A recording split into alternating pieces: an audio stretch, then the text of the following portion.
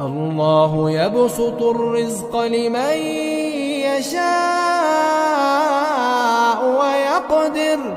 وفرحوا بالحياة الدنيا وما الحياة الدنيا في الآخرة إلا متاع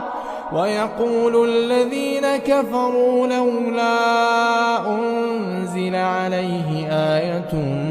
من ربه قل إن الله يضل من يشاء ويهدي إليه من أناب الذين آمنوا وتطمئن قلوبهم بذكر الله ألا بذكر الله تطمئن القلوب